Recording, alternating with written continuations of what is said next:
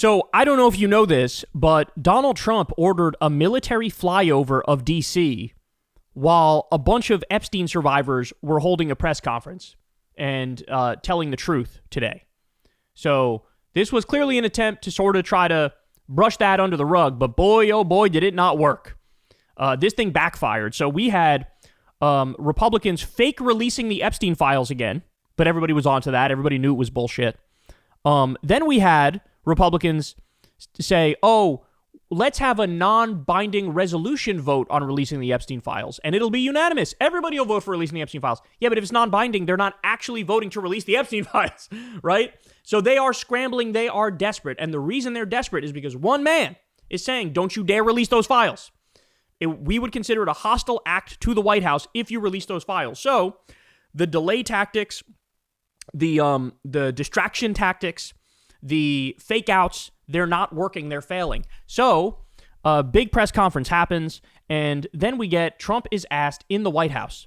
So apparently he's sitting in the White House here. He's asked about the Epstein files, and he crashes out. Watch. So this is a Democrat hoax that never ends. You know, it reminds me a little of the Kennedy situation. We gave him everything over and over again, more and more and more, and nobody's ever satisfied.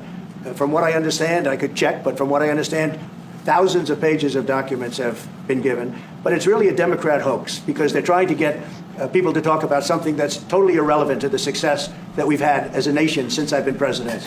Even if you look at D.C. right now, D.C., it's a totally safe zone. It's called a safe zone. That's a term. It's a term of art.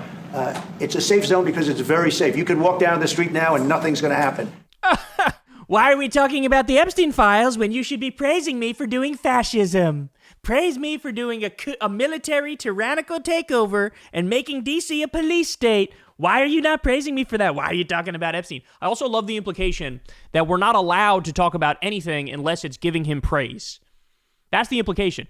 Why are we talking about this stuff when you could just be giving me praise about how amazing I'm doing at absolutely everything? Oh my God. It's a safe zone because it's very safe. You can walk down the street now and nothing's going to happen. No crime, no murders, no nothing. Crime was already down 30% before he sent in the fucking military, and the reason he sent in the military has nothing to do with crime. He's not even sending the military to the high crime areas. So it's all bullshit. This is all to prep people for martial law, for a police state, for when he fucks with the elections and tries to stay in power. Because we had a lot of problems with certain places, and we still do. All run by Democrats, or for the most part run by Democrats. So what they're trying to do with the Epstein hoax is get people to talk about that instead of speaking about the tremendous success like ending 7 wars. Lie, total lie. By the way, sometimes when he's talking, I ended 10 wars, actually. It was 10 wars. He'll go from 6 to 7 to 10. He just flips like nothing, like it's nothing. Why? Because it's all bullshit. He makes it all up. We're going to do a segment on this in a minute. He's bragging about ending 7 wars. The same day, he starts a new war. I'm not kidding. I wish I was. I'm not kidding. This is what he's illegally attacking Venezuela. Illegally did a fucking a snuff video, a murder film, a terrorist attack. The same time that's going on, and he's celebrating it. He's also going, I stopped 7 wars. I've never seen somebody so immensely fucking stupid and so low IQ that they simultaneously want to see themselves as both Rambo and Noam Chomsky. He ended all the wars at the same time. I bombed the shit out of them. That's what I did. I bombed the shit. I bombed Iraq. I bombed Iran. That's what I did. I bombed Iran. I made sure they'd never get a nuke. I bombed Somalia. I made sure I'm going to bomb those cartels in Mexico. Let me tell you. I bombed Venezuela. So you bombed all the places and you bombed none of the places. You're Schrodinger's war president. It is a fucking joke. Oh my God. I hate this guy so much. I hate him so much. I have a seething, passionate, burning, boiling hatred listening to this man talk. Talk about that instead of speaking about the tremendous success like ending 7 wars. I ended 7 wars. Nobody's going to talk about because they're going to talk about the Epstein, whatever. I understand. Nobody's going to talk about it because it's not true. Oh my God. Do you remember when he said, I ended India and Pakistan. We're going to war. I ended it. Your favorite president ended it. Then the media talked to both the government in India and Pakistan. And in both those places, they go, we have no idea what the fuck he's talking about. He didn't talk to either of us. He didn't talk to India. He didn't talk to Pakistan. They're like, what the? In fact, Modi is now refusing to talk to Trump. And one of the reasons he gave, it's not just the trade war that Trump launched against India. He was like, I don't want my conversation to get misconstrued. Because he just went out there and brazenly lied about him stopping a war between us and Pakistan. What are you talking about? Oh, my God. That we were subpoenaed to give files, and I understand we've given thousands of pages of files. And I know that no matter what you do, it's going to keep going. And I think it's enough, because I think we should talk about the greatness of our country and the success that we're having. I think we're probably having, according to what I read, even from two people in this room, we're having the most successful 8 months of any president ever. And that's what I want to talk about. That's what we should be talking about. I think he might literally be the biggest bullshitter of all time. When you're dealing with certain con men and scam artists, they have an understanding of what the truth is, and they bend it and they twist it here and there to their advantage. This is a man who literally everything he says is fucking bullshit. Everything. In fact, nothing could be further from the truth. Inflation is going up. Unemployment is going up. You're rounding up innocent people and putting them in fucking concentration camps. You're bombing countless nations. You haven't done a single thing that's been good. Not a single one. And here you are like, we're the most successful of all time. Nobody's ever been more successful. Not just in the U.S., around the world, in all of human history, many people are saying, including many people in this room. Like, it's unfucking believable. So what's the reality? Why is he so desperate to not have these Epstein files released? And by the way, it's now the second time they fake released the Epstein files. Second time. They just did it again to try to block Massey and Khanna from actually getting the Epstein files actually released. Okay, ready? So, why is this happening? I'll tell you why. Because Trump knows he is all over those Epstein files. He's like one of the main characters in those Epstein files, bro. So, for example, we know Trump hosted a private event at Mar-a-Lago with teen models, and the only two people there was him and Jeffrey Epstein. I'm not kidding. I know that sounds insane, but I'm telling you the truth. In fact, Epstein learned human trafficking from Trump's modeling agency.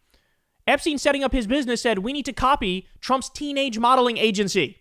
This was all a front for human trafficking. That's what it was, which is why they have those sketchy-ass connections, like John Casablancas and Jean-Luc Brunel. Go read about those guys.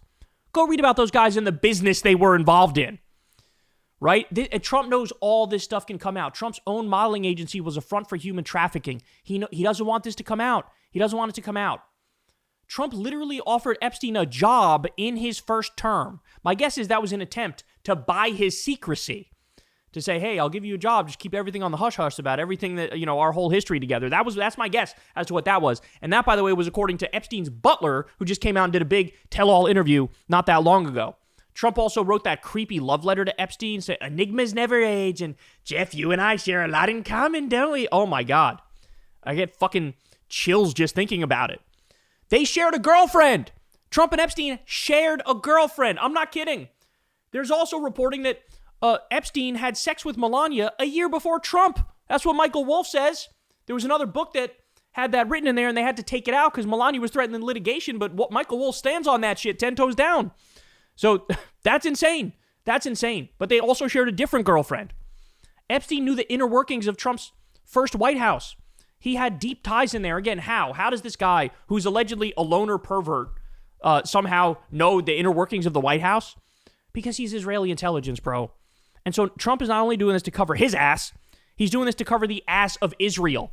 Remember, he took $100 million from Miriam Adelson to be a bitch to Israel. And that's exactly what the fuck he's doing. Letting them finish the genocide, finish the ethnic cleansing, reoccupy all of Gaza and steal the West Bank. So this is not only him protecting his ass from all the dark, dirty secrets that would come out, it's also him protecting Israel. Because he's bought by them. He's a puppet of them. Jesus Christ. And as you all know, Epstein is on literal audio tape saying that he was Trump's best friend for a decade. And we know Trump was on the plane 7 times. He was probably on it even more, and Epstein was on his plane more than that. But, I mean, the list of stuff is endless, man. The first time Trump and Melania had sex was allegedly on the Lolita Express, which is Epstein's pedophile plane. This goes deeper than anybody knows. This goes so deep. And so that's why he's panicking. That's why he's flipping out. He's got to protect Israel. He's got to protect himself. And we haven't even mentioned, for example, Katie Johnson. Remember this? The 13-year-old in court documents who accused both Trump and Epstein of rape. And she had planned a press conference this big press conference where she was going to blow the lid off of everything, but she was getting serious death threats from MAGA, so she pulled back at the last minute and didn't end up doing that press conference. There's been stuff like this floating around for her. He's got, 27 different allegations from different women? And again, that's only the ones that have come forward, right? This guy is a fucking pervert. He's a creep. He's a criminal. And here we are. He's doing anything and everything in his power to make sure those Epstein files don't come out. And as he does that, he has the nerve to berate you about how wonderful he is. Stopping 7 wars and fixing the country and doing amazing things. And this is what it's like, this is what this man does.